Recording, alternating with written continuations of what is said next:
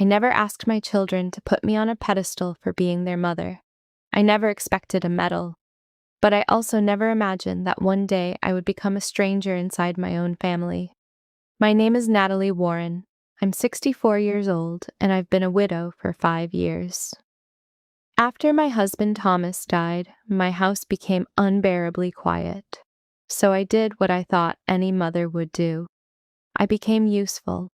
I helped my daughter Jessica and her husband Greg. I picked up my grandchildren Leo and Mia from school.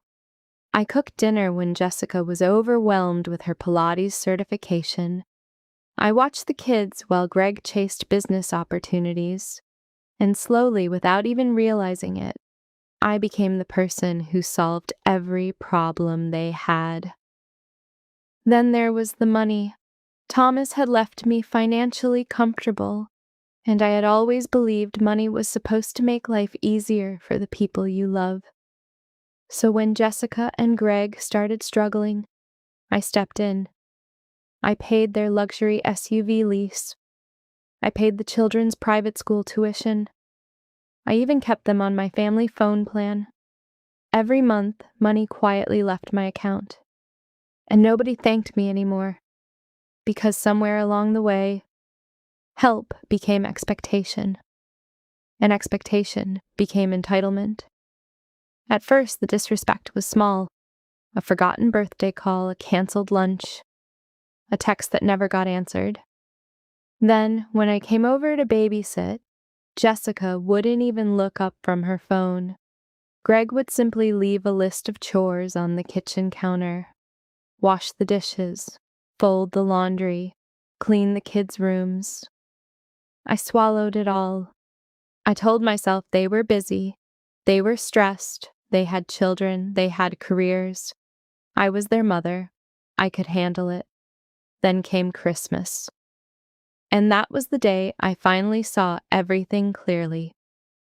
Jessica insisted on hosting Christmas dinner at our house. I arrived early with bags of groceries I had paid for. I spent 3 hours in a hot kitchen chopping vegetables, stirring sauces, and roasting the food. Meanwhile, Jessica and Greg sat comfortably in the living room drinking wine. Then the doorbell rang. Greg's parents had arrived, Richard and Susan, and suddenly, the entire atmosphere changed. Jessica practically ran to the door. Greg took their coats. They were given fresh drinks. They were asked about their golf trip. They were treated like honored guests. I stood there holding a dish towel. I was the woman who had cooked the meal. But somehow, I was invisible.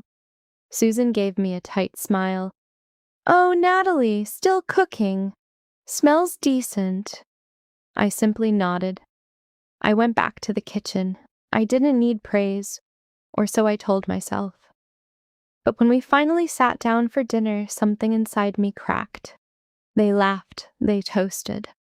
They talked about vacations and golf and expensive restaurants. Nobody asked how I was doing, not once. I wasn't family. I was the person refilling the gravy boat. Then came the gifts.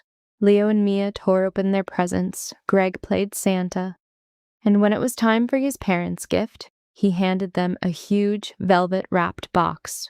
Susan opened it. Inside was a gold-embossed folder. Richard pulled out the papers. His eyes widened. A luxury vacation, 1 week in Maui, at the Four Seasons. All expenses paid. Greg smiled proudly. "You deserve it," he told his parents. "You've been so supportive this year." Supportive. That word stayed in my mind. Because Richard and Susan lived 3 states away, they visited twice a year.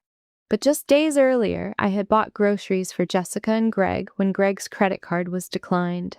I was paying their car lease. I was paying their children's tuition. And now they were celebrating a luxury vacation for the people who barely helped them. Then Jessica turned toward me. She picked up a small paper bag from the floor. "Here, Mom. Merry Christmas." She tossed it onto my lap. No ribbon, no card, nothing. I opened it. Inside were gray wool socks and a cheap coffee mug.